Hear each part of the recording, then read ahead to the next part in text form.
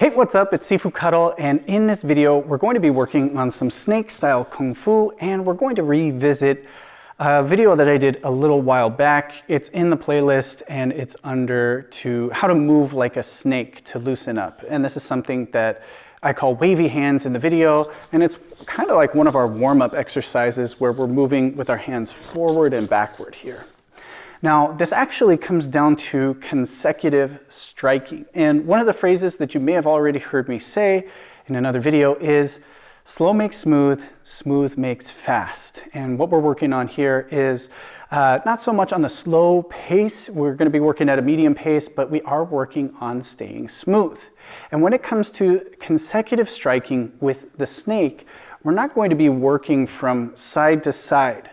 Waist rotation is good, but we want to keep our hands on this along our center line, okay? And so what I tend to call this is hopscotch snake, okay? It's just like we have one snake jumping over the other.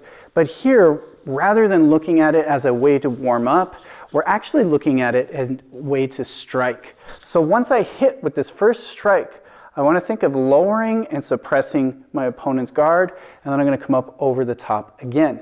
Now, because I'm using these more as gouging strikes and I'm really trying to stab forward with the snake head, this is something that I would aim more towards the throat.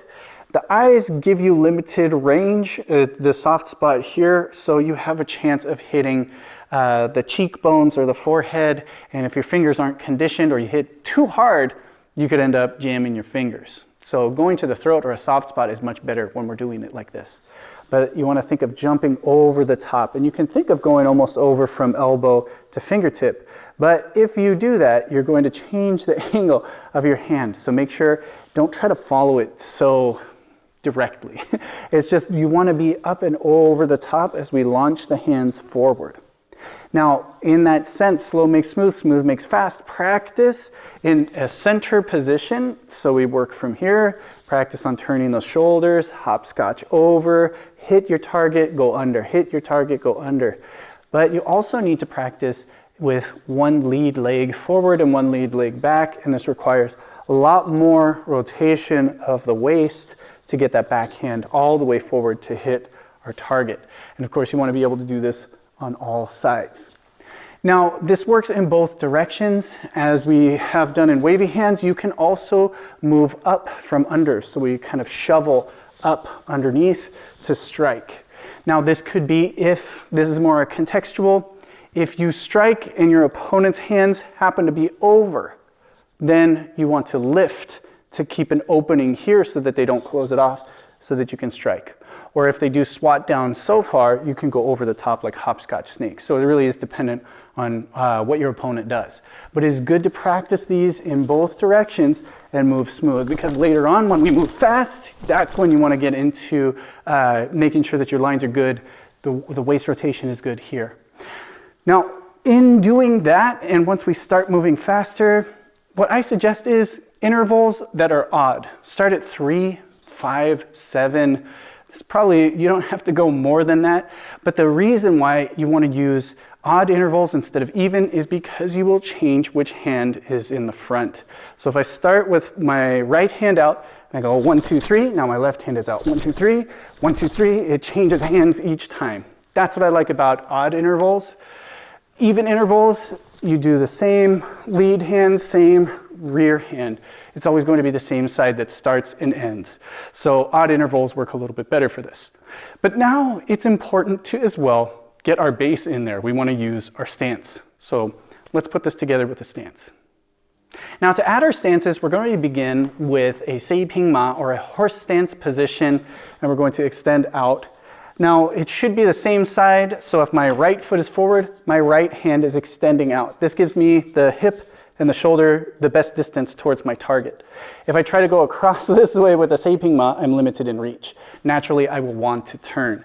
So now when I use my other hand, I'm going to turn to that dinji ma, that bow stance, and I'm going to attack. Now, we're going to just do this with hopscotch snakes. We're going to go over the top so you can get used to the stance. Think of turning that shoulder, turning that hip into it, return back, extend out, return back, extend out, return back. Now, this is fairly easy to do. And again, I suggest doing this in odd numbers. So we have 1, 2, 3, and then we have 1, 2, 3. So you're used to ending in each stance position. However, one thing I want you to watch out for, a very common error when people are doing anything where it goes from a 塞平马 to a 顶级马 back to a 塞平马 without really advancing or stepping anywhere, is that we tend to lean our body back and we end up back here. I've lost a lot of ground from my opponent or my target than if I'm in a neutral position. So make sure, it's very common, check on your last stance and make sure you didn't leave. You want to make sure you're still extending forward. When we can actually contact something, it's much easier to realize that distance. But when you're practicing solo training, shadow boxing, in the air, whatever you want to call it, it's very easy for us to leave because we're thinking about returning back.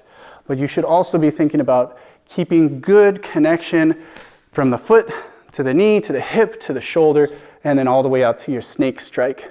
Okay, so, and then from here, make sure that we don't overcorrect. You don't want to be leaning forward in this one. We want to maintain the hips over, the shoulders over the hips as we do this. All right, so there you have it. Now this is really important for your consecutive techniques, and I would say that if you're working through techniques and you have maybe something that leads in before it, follow up with a couple of extra strikes. This will get you used to having a follow-up rather than just doing a single technique, a single answer to your opponent, and then having to let the brain think and come up with another technique. Where rather we have just naturally, we start moving forward, we start advancing, we start attacking, we have those consecutive techniques. And keeping it simple, we're just going in snake after snake, either going from underneath and shoveling, or we're hopscotching over the top. Now, this is something that can be translated over into your regular, like if you put your gloves on and you're going to spar and you're going to do this with punches. However, you don't have to worry about hopscotching over your other hand as you do this. You want to make sure that you keep it on that side, you focus on that waist rotation.